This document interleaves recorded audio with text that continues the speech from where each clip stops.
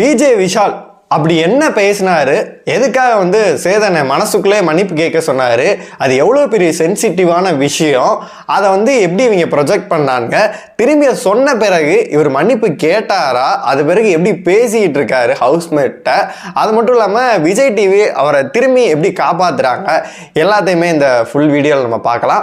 First அவர் என்ன பேசினாரு, யாரை பற்றி பேசினாரு அப்படின்னு சொல்லிட்டு நம்ம பார்த்துடலாம்.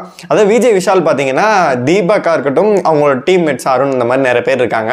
அங்கே வந்து சௌந்தர்யா பற்றி ஒரு விஷயம் ஷேர் பண்ணுறாரு. 2 விஷயத்தை பற்றி அவர் பேசுகிறாரு.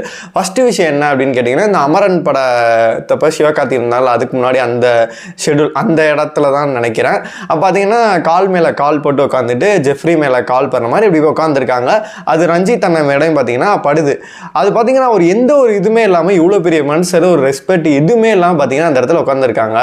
அவர் அதை எப்படி சொல்கிறதுன்னு தெரியாமல் அப்படியே பார்த்தீங்கன்னா அங்கேருந்து எந்திரிச்சு போயிருப்பார் அப்படின்ற மாதிரி ஒரு விஷயத்த சொல்லியிருப்பார். அது ஒன்று. செகண்ட் பார்த்தீங்கன்னா இன்னொரு விஷயம், பீம் பேக்கில் வந்து பார்த்தீங்கன்னா முத்து உட்காந்துருக்காரு. இது எல்லாமே பார்த்தீங்கன்னா நான் என் கற்பனையோ கதையோ எதுவுமே கிடையாது. எல்லாமே வந்து ஆன் ரெக்கார்ட் விஜய் விஷால் சொன்னது மட்டும்தான், நான் எதுவுமே சொல்ல கிடையாது. அதாவது பார்த்தீங்கன்னா பீம் பேக்கில் வந்து முத்துக்குமரன் வந்து உட்காந்துருக்காரு.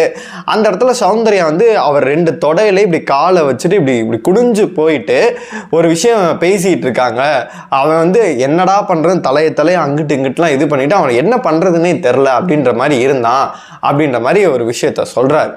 இது எப்படி ப்ரொஜெக்ட் ஆகுது அப்படின்னு கேட்டிங்கன்னா, அந்த பொண்ணை பற்றி டோட்டலாக வந்து தப்பாக ப்ரொஜெக்ஷன் ஆகுது.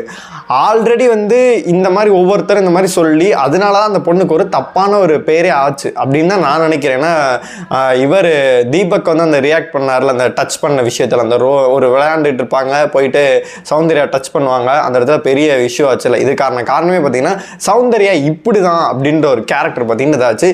இந்த இதுதான் பார்த்தீங்கன்னா சத்யாவும் வந்து அவருக்கே ஒரு இம்பாக்ட் ஆகிருக்கும். நடு வீட்டில் உட்காந்து அவங்க ஒரு பிரச்சனை பண்ணியிருப்பாங்க, அவங்க ஆக்வர்டாக இருக்காங்க அப்படின்னு சொல்லிட்டு. இதுக்கான காரணம் என்ன அப்படின்னு கேட்டிங்கன்னா விஜய் விஷால் தான்.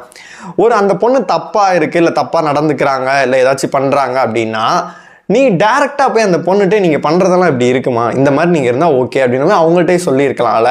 ஆனால் அவங்கள்ட்ட சொல்லவே இல்லை.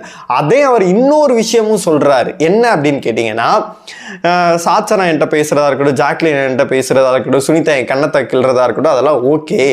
இவங்க பண்ணுறது வந்து வாண்டடாக இருக்குது, நான் அப்படியே போயிடுவேன், இவங்க பண்ணுறது ஃபுல் அண்ட் ஃபுல் வாண்டடாக இருக்குது அப்படின்னு சொல்லியும் பதிவு பண்ணுறாரு.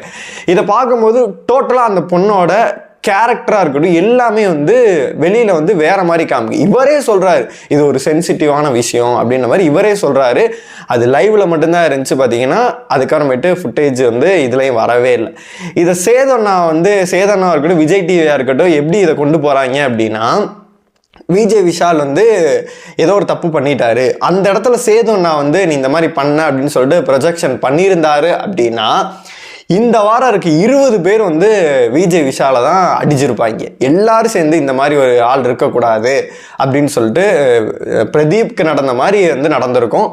உமன்ஸ் சேஃப்டி இல்லை அப்படின்ற மாதிரி விரட்டியிருப்பாங்க, ரெட் கார்டு கொடுத்துருப்பாங்க, அவரே கூட போயிருக்கலாம், இல்லை வேற எது கூட நடந்திருக்கலாம். இவங்க எப்படி காப்பாற்றுறாங்க அப்படின்னு கேட்டிங்கன்னா, நாங்கள் பார்த்தோம், அதனால நீங்கள் வந்து நீங்களே மன்னிப்பு கேட்டுக்கோங்க அப்படி மனசுக்குள்ள. இவன் என்ன மன்னிப்பாக கேட்பான்? அதுக்கப்புறம் அவர் என்ன பண்ணார் அப்படின்றதையும் நான் சொல்லிடுறேன். அதனால் வந்து இதை அப்படியே வந்து மாற்றி விட்டாங்க. அதனால் வந்து அதை இவர் டைரெக்டாக சேதுன்னா கேட்டிருந்தாரு அப்படின்னா உள்ள பெரிய சலசலப்பை ஏற்படுத்தி இருக்கும், ஒரு மிகப்பெரிய இது இருக்கும், ஒரு ரெட் கார்டு கொடுக்கணும் அப்படி இப்படின்னு சொல்லிட்டு எல்லாருமே பார்த்தீங்கன்னா அவரே குத்திருப்பாங்க. அதனால வந்து கரெக்டாக வந்து இதை பார்த்தீங்கன்னா திருப்பி விட்டாங்க. டைரக்ட் நாமினேஷனும் அதனால் வச்சனால யாருமே இதை பற்றி பேசவே இல்லை, அவன் நாமினேட்டும் ஆகலை, அப்படி காப்பாற்றிட்டாங்களா. இதன் பிறகு வந்து விஜய் விஷால் சாச்சனா இருக்கட்டும், ஜாக்லின் ஒவ்வொருத்தரையும் இதை பேசிகிட்டு இருக்காரு. இந்த சாட்டர்டே சண்டே எபிசோடுக்கு முன்னாடியே பார்த்தீங்கன்னா முத்துட்ட அதை பற்றி பேசியிருக்காரு. நான் நிறைய முத்து வந்து வேற ஒரு சில விஷயங்கள்லாம் நான் பேசணும் அப்படின்ற மாதிரி சொல்கிறாரு. முத்துட்ட இந்த விஷயத்த சொல்கிறாரு, இந்த விஷயம் எனக்கு ஒரு மாதிரி உறுத்திக்கிட்டே இருக்குது, நான் சார்கிட்ட கேட்கணும் அப்படின்ற மாதிரி அவர் சொல்கிறாரு. அதுக்கப்புறம் பார்த்தீங்கன்னா இந்த அவங்க பண்ணுற எல்லா விஷயங்களும் பாரு டைல்யூட் ஆகி போயிடும், கேட்க மாட்டாங்க அப்படின்ற விஷயத்தையும் சொல்கிறாரு. முத்துக்குமரன் சொல்கிறாரு இந்த விஷயம் வேணாம், நீ கேட்க வேண்டாம் அப்படின்ற மாதிரி அவர் சொல்கிறாரு. இந்த விஷயம் நடந்த பிறகு இவர் கேட்ட பிறகு வந்து போய் மன்னிப்பு கேட்டாரான்னு கேட்டால் எந்த ஒரு இடத்துலையுமே பார்த்தீங்கன்னா அவர் மன்னிப்பு கேட்கவே இல்லை. அவர் கேட்டிருந்தா மேபி இது பண்ணியிருக்கலாம், எது வேற மாதிரி போகுமோன்னு சொல்லிட்டு. அப்புறமேட்டு பார்த்தீங்கன்னா அருண்கிட்ட வந்து அவர் பேசிகிட்டு இருக்காரு. சாச்சனா சம்திங் ஒரு சில பேர்த்து இதை பற்றி பேசினாரு. அப்புறமேட்டு அது சரியாக எனக்கு தெரில, அது வந்து கமெண்ட்ஸ் தான் அந்த மாதிரி இருந்துச்சு, பேசினாரான்னு தெரில, நான் ஃபுட்டேஜ் பார்க்கல. பார்க்கல. ஆனால் அருண்கிட்ட வந்து அவர் என்ன பேசினார் அப்படின்னா, எங்கள் அப்பா அம்மாலாம் இந்த ஷோ பார்த்துட்டு இருப்பாங்கல்ல அப்படின்ற மாதிரி பேசினார். தம்பி, உங்கள் அப்பா அம்மா மட்டும் பார்க்க மாட்டாங்க, சௌந்தர்யாவோட அப்பா அம்மாவும் பார்ப்பாங்க. அவங்களுக்கு இது எவ்வளோ கஷ்டமாக இருக்கும். ஐயோ நம்ம பொண்ணு வேறு மாதிரி எதுவும் பண்ணுதோ அப்படின்னு சொல்லி அவங்களுக்கு வந்து 24/7 பார்த்தா ஓகே, இல்லை பார்த்தாலும் வந்து எப்படி ஐயோ தப்பாக ப்ரொஜெக்ஷன் ஆகுது. ஏன்னா வந்து ஆல்ரெடி அந்த பொண்ணு மேலே தப்பாகவே போயிட்டுருக்கு கொஞ்ச நாளாகவே. அப்படி இருக்கும்போது அவங்களோட மனநிலைமை என்ன இருக்கும்? இவங்க அப்பா அம்மா பார்த்தா இவருக்கு கஷ்டமா, அவங்க அப்பா அம்மா பார்த்தா எப்படி இருக்கும்? உனக்கு வந்தால் ரத்தம், அவங்களுக்கு வந்தால் தக்காளி சட்னியா அப்படின்ற மாதிரி தான் இருக்குது.